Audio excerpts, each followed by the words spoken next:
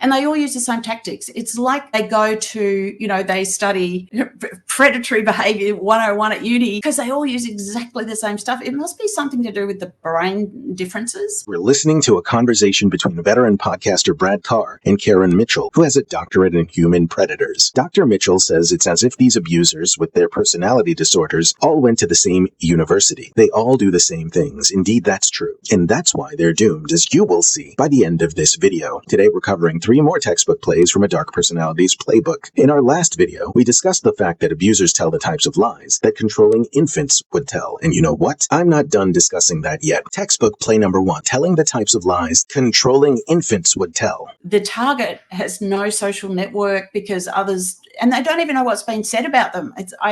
There was one woman that I interviewed who she said as soon as it hit the fan with them, people would cross the street rather than talk to her, and and at school pick up and drop off, and like, what do they say?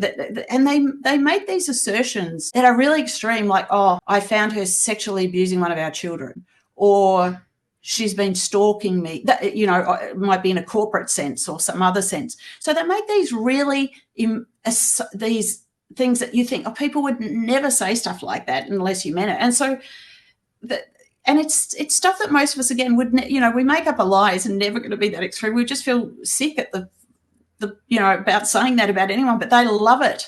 They do this false narrative stuff, no shame, no embarrassment, brazenly. So they make up really bad stuff. If you're trying to wonder what a dark personality is made up about you, you can times it by 100 in terms of how much worse it is than what you can think about. And then you have also no chance of defending yourself either, because people don't talk about it because it's so bad, right? They don't bring it up with you as a target. And so it remains this unaddressed issue, which worsens as people talk about it more. I've also seen it be deliberately vague too. So there would be an accusation that, something so controversial, and then people don't even want to unpack what that is, and so you just get a cloud on the victim instead.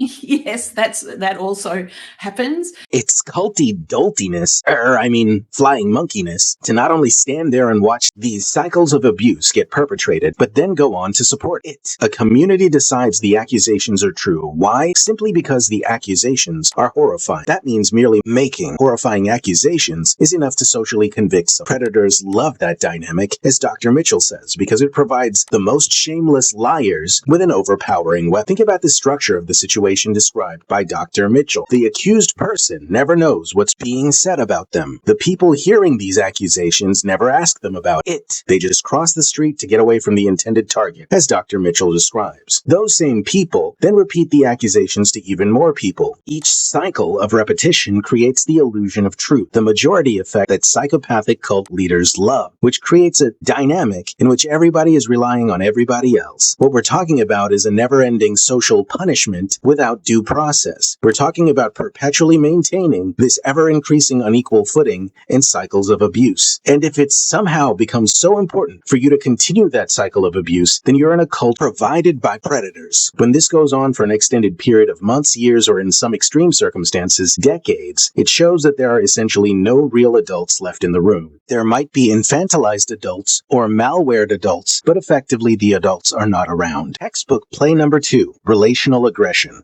Abusers use relational aggression. Remember Dr. Anna Yudin from the YouTube channel Psychology with Dr. Anna? What matters is the absence of relational aggression, not the existence of benevolence. Refresher, guys. Relational aggression is the tactic of hurting someone's relationships or reputation through social tools like spreading rumors, silent treatment, or excluding someone from a group. This weird behavior has been flagged by researchers and is already associated with cluster B personality disorders, especially antisocial personality disorder, as well as high levels of jealousy, and the folks who engage in it typically start in late childhood or early adolescence, and then keep it up all throughout their lives. It's an important red flag when you're trying to screen out abusers and predators, and it backfires on the person who engages in this antisocial behavior.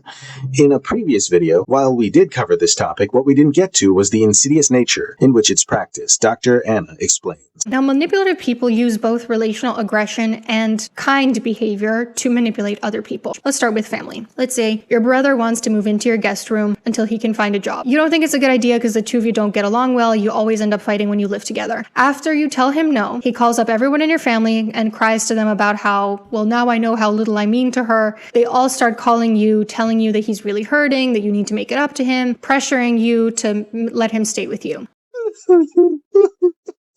What really hurts is, now I know how little I mean to her. If only you could do something. Something to make me feel better. Are you crying? I'm crying. Sissy has a free room, Mommy. Completely free. She won't share with me, Daddy. Relational aggression involves a pretense. The pretense is crying, producing what appears to be strong emotions. The manipulation can be seen in the fact that it's distributed for mass consumption. In other words, it's not that your brother called up and cried to his mother and father and told a couple of his friends. No, that would be too sincere. He called up a long list of family members. He distributed this behavior en masse. But the funniest or saddest part of this is when manipulators or their pawns do this, they are often sitting there on social media crying their asses off to virtual strangers. And who's going to say the quiet part out loud? I'm not your mommy. I'm not your daddy. I'm a literal stranger on the internet. You're demonstrating the self-pitying goal-directedness and ostentatious victimhood that licensed clinical psychologist and professor of psychology in multiple universities, Dr. Sam Vaknin, warned us about. Have we talked for more than 2 or 3 times in person for more than 5 minutes? Barely ever, right? So what are you roping me into this for? Are you trying to get me to attack this person for you? That's triangulation. How many other people are you doing this in front of? Is the triangulation supposed to turn into abuse by proxy? Is that the point of this? But when abusers do this, there are often no voices of reason left in the room. That's because emotional dysregulation leaves your brain rotting in the dirt. When these abusers emotionally dysregulate themselves, they are doing it to provoke the same reaction in you, because they know your emotions bypass the reasoning centers of your brain. It's like Glenn Beck crying in a preposterous speech about how disciples of Christ should support and fund the genocide in Gaza. Those who emotionally dysregulate you to do their bidding are not to be trusted. Anyway, back to Dr. Anna and the brother who cries to everyone that he can't live in your spare room, placing political pressure on you from the rest of the family.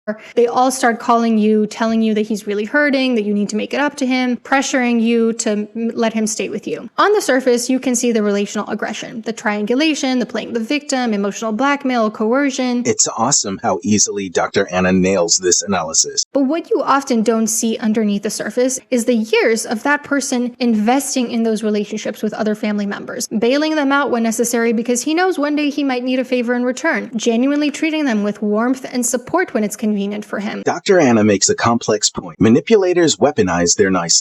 The nice things they've done for others serves as a pretense for the false idea that that's what they're like. But if they engaged in relational aggression, which again is the tactic of hurting someone's relationships or reputation through social tools like spreading rumors, silent treatment, or excluding someone from a group, they are not to be trusted because that specific weird behavior is associated with a number of negative things, including high levels of jealousy and cluster B personality disorders, specifically antisocial personality disorder. It's about the absence of that behavior, guys. What matters is the absence of relational aggression, not the existence of benevolence. Textbook play number 3, going on social media to accuse others of being predators and claim victimhood. They are incredibly bolshy, or, in terms of what they're willing to do, stuff that we would be too embarrassed or ashamed to, or we wouldn't even think of doing. Like, pretending to be the victim and going onto a social media platform and talking about being the victim of, parents or a partner who's a dark personality, when in fact you're the perpetrator.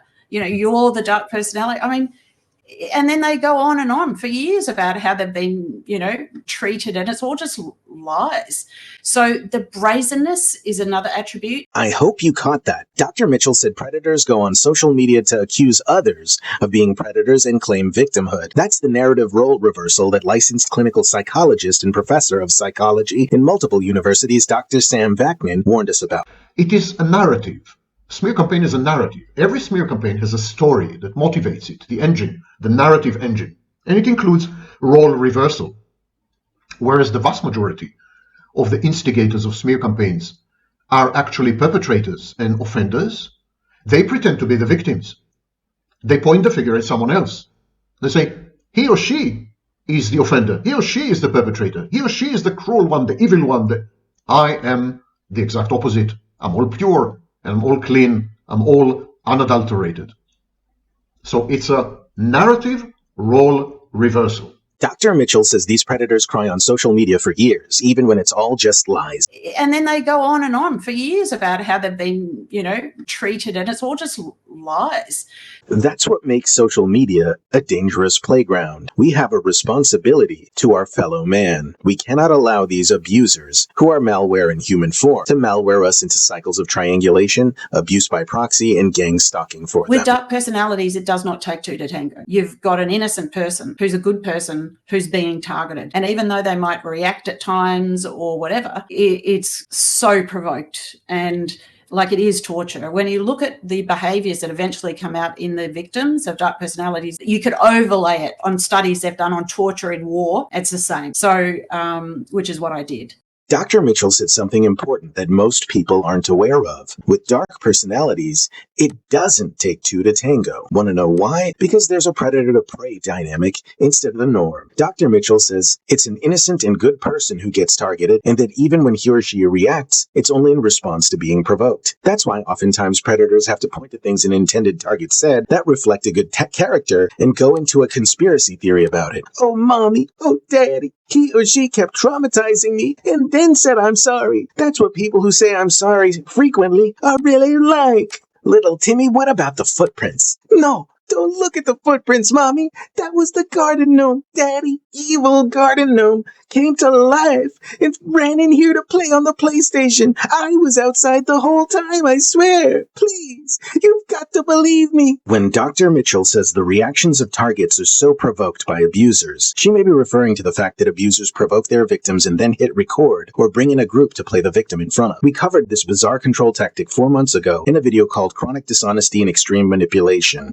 exploring reactive abuse. Dr. Mitchell compared what these abusers do to torturing someone in war. I look at it a bit differently. The psychological warfare that dark personalities assault their intended targets with may indeed be overwhelming, shocking, and terrifying at first. The problem with antisocial behaviors is that they trade for a short-term win in exchange for a long-term loss. Their tactics lose their effectiveness the same way your uncle's "do you have a coin behind your ears?" magic trick lost its impressiveness years ago. Marcus Aurelius said the impediment to action advances the action. What stands in the way becomes the way. Obstacles provide the resistance we need to develop our character more completely. Gradually, one beautiful day when you've gained a vice-like grip over your own emotions and mind, you find that your resilience and ability to handle adversity has truly grown. Because ultimately, Stoics throw the victim framing in the trash where it belongs. Oh, Mommy, oh, Daddy, can you please engage in triangulation and abuse by proxy for me? I'm begging. What if someone says, I know you think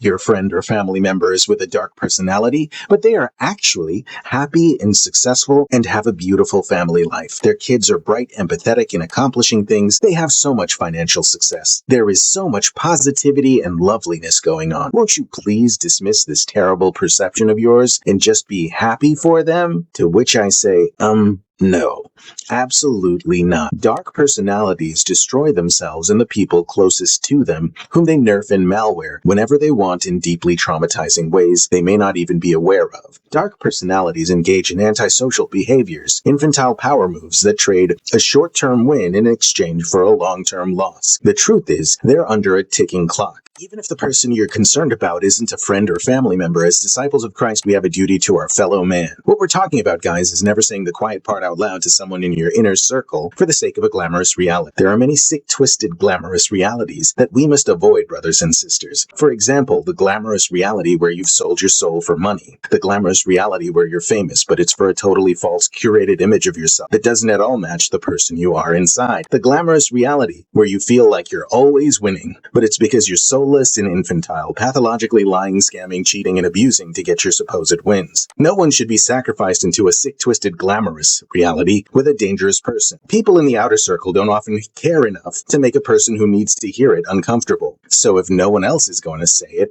I guess it's going to be me. That should be our attitude. You know, doxing someone year after year, or in some extreme circumstances, for more than a decade while they were trying to live a life of quiet anonymity is a crime, both under state and federal law. Cyberstalking someone year after year, or in some extreme circumstances for more than a decade, is also a crime at the state and federal levels. Welcome to my new set, Crime Reveals the Criminals. So if you're in an echo chamber on social media, where people are engaging in online harassment, but you still believe in the rule of law, screenshot everything, download and record everything, attach the info in an email, make the subject line request for guidance, evidence of possible cyberstalking, doxing, and coordinated online harassment. If something like that were going on in my neck of the woods, you could send it to my city's public attorney at this email address, CITYATTYVICTIM@sandiego.gov. Adults are needed in echo chamber spaces, not adults who've been malwared or nerfed, adults who still think and act like adults. Not sure if this is a cult, a group of criminals, or the best thing in the world. If you're not someone who typically supports cybercrimes, it might be time to go ahead and get into a metacognitive holy pause. Or you could say, well, I'm part of the herd of the derpers. Get out of that herd mentality and stop drinking the Kool-Aid unless that's deeply important to you. In which case, go ahead. We've run out of time, just like these abusers have run out of time. Are you crying? I'm crying. Oh, mommy. Oh, daddy. If I'm not committing crimes, that's called abuse. That's committing a crime against me. Next week's video will continue exploring the insightful work of Dr. Mitchell's, which represents a paradigm shift in total game changer. I haven't said narcissist, sociopath, or psychopath once. Coincidence? Watch our next video to find out. Matthew 10:16 says, "Be ye therefore wise as serpents and harmless as doves." Thank you so much for joining me on this video. Much love and God bless.